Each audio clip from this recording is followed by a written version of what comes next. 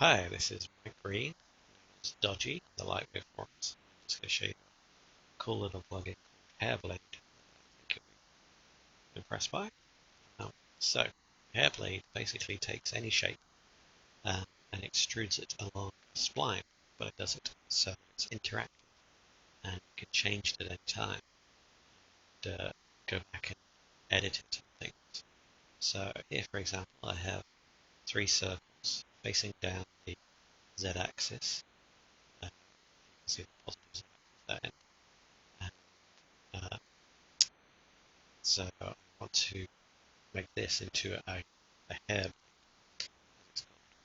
So if I go to the Hairblade Manager, now this is the panel that allows you to choose which shapes you want to play around with or extrude. So I'm going to capture the shape that's currently there. So you can see I've got new shapes. I'm going to call that 3 circles. You go down here, you can see it's listed as the 10th Hairblade item. It shows you the shape here. It also tells you which um, index each point is. So 0, 1, 2, 3, 4. Here 0, 1, 2, 3, 4. Here 0, 1, 2, 3, 4, etc. So you've got different shapes here. They'll just have to face down the z-axis for you to capture them properly. And here you've got a polygon selector, so you can choose between multiple polygons if that's necessary. If you've got a polygon selected, you can see it on the right. You can flip that polygon so it's basically inside out. You want the polygon to be going clockwise. You want to extrude in a proper sort of outside way. Okay, so 1, 2, 3, 4. And you can also shift the indices of the polygon. So say you want to move 0 to another point around the thing.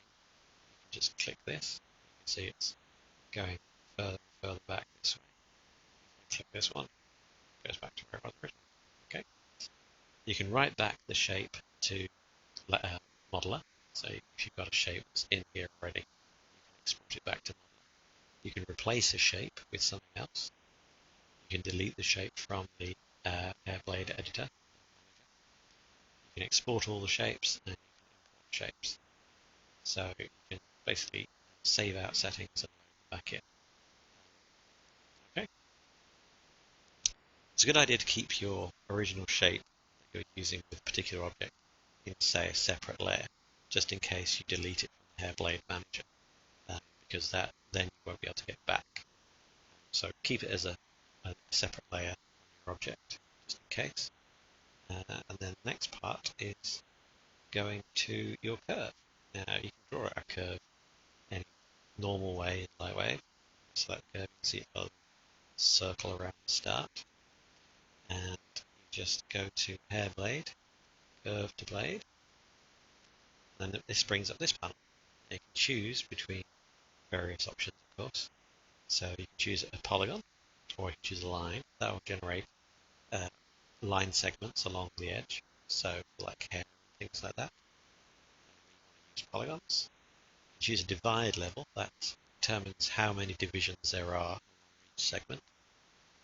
You can choose a freeze rate, which basically determines how it's frozen when you want to turn it to actual polygons. Now you don't necessarily need to do this, but if you want UVs along your hair blade so that you can texture it properly, you will need to freeze it at some point, because custom polygon handlers, which is the plugin type that these kind of things uh, don't do UVs very well or at all. You can choose your shape type. Now there's a procedural, which is basically a kind of curve along the spline. This is kind of used for manga hair, hence Hairblade. So we'll leave it on procedural. You can see what that's like. You can choose your width and your height. I'm not sure what my grid is at the moment. Just cancel things. So my grid is 2 meters, so that's a 2 meter square. So I need to make it fairly big. So go to the go, say, meter, 1 meter, and then you can choose how many divisions there are on that curve. So at the moment it's set to 2. I'll set it to 10. Got start cap and end cap.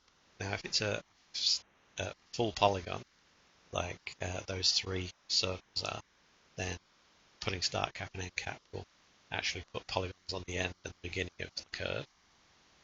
Subpatch weight, I haven't managed to get to work yet. I'm not entirely sure why. Maybe it just doesn't create it properly. UV type, you've got none, so you can know UVs. Type A. Type A will just create UVs along the extrusion. So let's just choose a UV texture name. So texture. Sasquatch root. This is obviously if you're using it with, say, Sasquatch or Fiber Effects, you can give it a root polygon name. We're not going to do that for this sample. So click OK.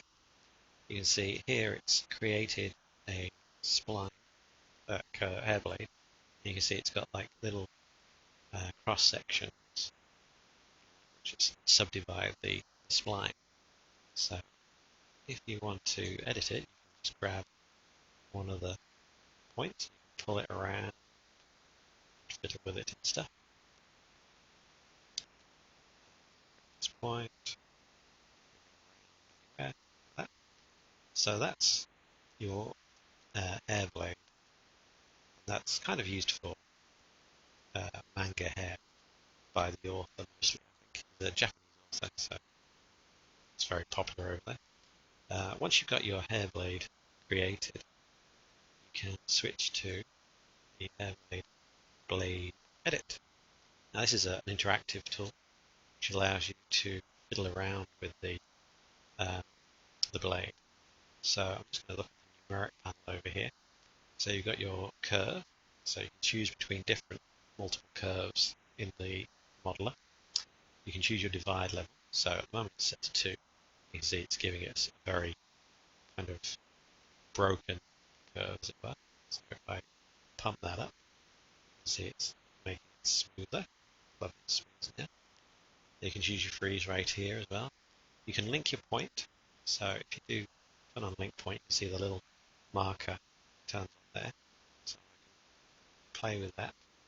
Either have it on or off, turn it on, and then drag on these handles. You can see it affects all the handles along the object. Okay. So turn that off again. Turn that on. You can click on another point, and that will activate the handles for that. Each of these handles allows you to increase and decrease the size of different parts. It doesn't really affect that one because there's nothing under the kind of negative Y part of the handle. So we've got that. Then you've got your shape tab in the numeric panel. You can choose your blade type, so obviously poly and line. Keep it poly. You can choose from your blade manager list. So I'm going to change this to circles. You can see now it's suddenly got circles. Isn't that fantastic? Change it back to procedural. You can adjust the size of the whole thing. Again, so there's options for that, and obviously divisions. So you can go down to just a flat polygon. Again, to more divisions. If we change it back to 3 circles, we can turn on and off the start cap and the end cap, like that. And of course, you can choose your Sasquatch root. So that's your shape tab. You can have a global tab, so that allows you to edit the whole thing. So you've got your width scale, so set height scale. You've got a rotation, so if your blade isn't quite right around where it wants to be, you can use that rotation to rotate it around the whole thing. Okay, but you also have a twist function. So if you want to, you can twist that right up. Probably want to have some more divisions to make it more, a bit like better twisting. Um, so that's your twist function. You can use a scale envelope. So if we create a scale envelope, put some keys on here, set to 0, to like that. You can choose to fit x minus x plus x, and so on. So you can see it's scaling up and down along the length of the blade. Or you can set the curve back to 0. So we just select set it to 100. 0 would be no size at all. So it's just 100. X, Y, Z, X minus X, Y minus Y. Back to normal again.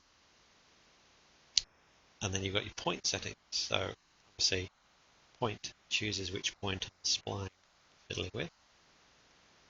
Okay. You can choose a custom divide for that particular point. So if I want it to be the standard division, set to 0, put it to 1, makes it a straight line. 2, 3, 4, 5, 7, 10. So yeah, so that's your custom divide if you want to change how kind of precise it is at one length. Morph shape. Morph shape is cool because it allows you to choose any other shape that has the same number of points in that shape. So you can see all these are disabled. They don't have the same number of points as my 3 circles. But if you've got, say, a circle with 8 points, then you've got a square which is like has 8 points on it, then obviously this will allow you to morph from one shape at this point to point 2. It'll change to the other shape. And you can change the blending, how it's blended. So if you want to morph from a circle to a square at point 3, you can set this to a square 50%, and then point 3, 100%. So that will give you you can change the shape as along the extrusion. The XY scales are fairly obvious. You can just scale them up or down, depending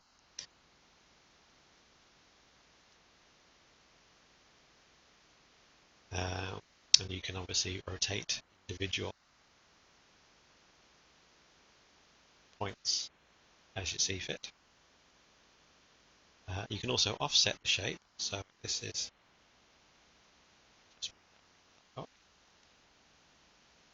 see that's pushing the shape off to one side there. Or push it.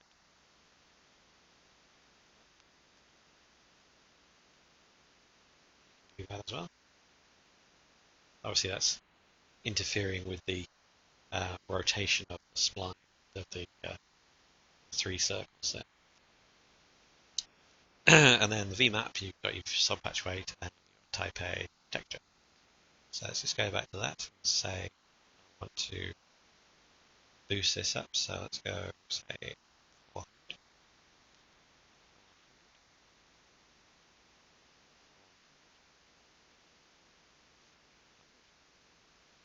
See, I've got a big fat end now. Just select the other end.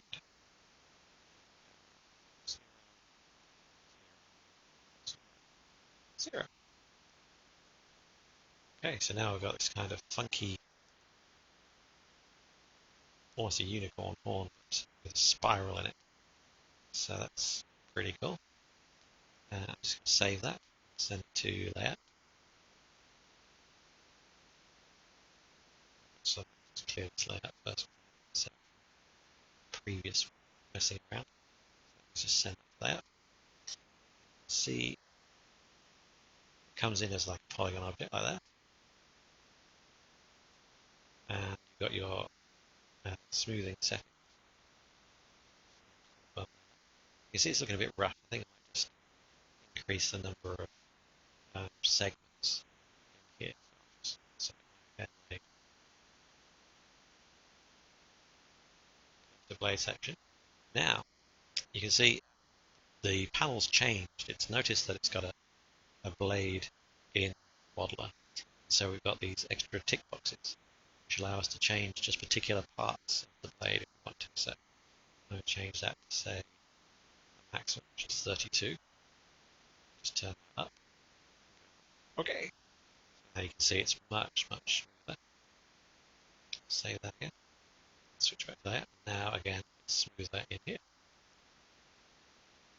So to say, you've got texturing on here. You can use bump maps or whatever.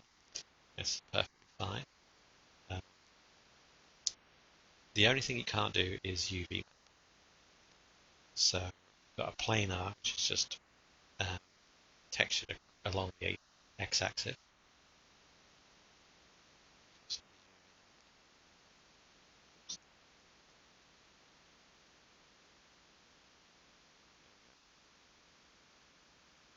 So you can see textured, cylindrical, you can choose there, spherical, say cubic, that works. Front projection, choose your camera. Okay. And then UV, which you haven't got. So you have to freeze spline blade, your hair blade, if you want to use a UV map. There's no texture at all. Okay, so if we want to do that, how do we do that? Go to the hair blade, blade freeze. Suddenly you can see you've got a polygon object here. Now, this polygon object doesn't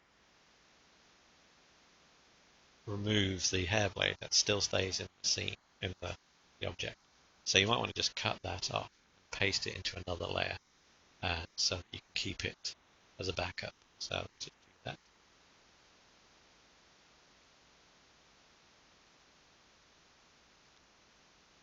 But now we should have, oops, just hide it.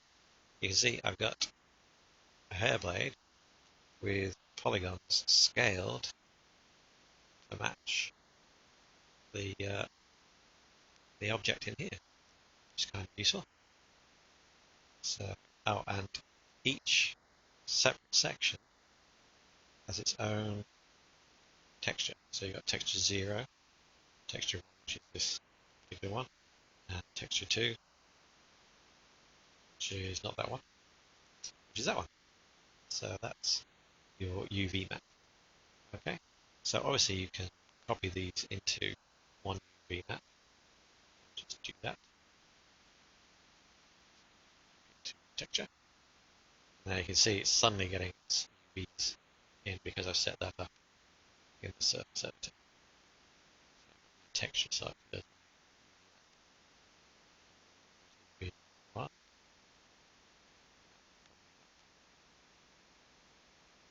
Okay. Second unicorn horn. Finally, 0. Ta-da! So now we've got our fully textured UV object. Of course, you can, go back and edit this at any time. So we've got 2 objects there. Back up, just move out of the way. And then full polygon version, which is layer 2. So rotate it around, animate it or whatever. Good. Use the bump map to deform it.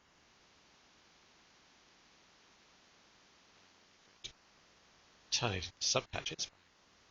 Tab. Of course, the ends won't be subpatch because they're multiple sided polygons. Unless you're using Catmull Clark subpatch division type.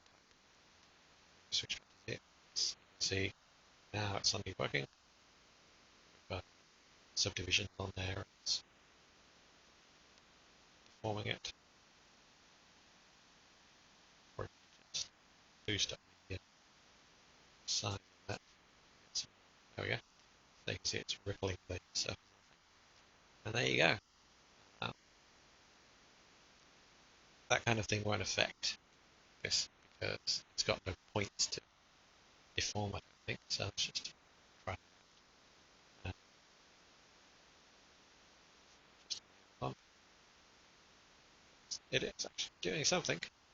Not sure it's going to do the exact same thing the other one's doing. Yeah, it's because it's not a subpatch division. But it is um, doing it just isn't going to do it very well because it's just a point at each kind of segment. So unless you're going to really boost up the subdivisions in it, then you're probably not going to get an effective displacement map. But there you go, that's Hairblade. And it's pretty cool, very useful. And hope you download it and have a play.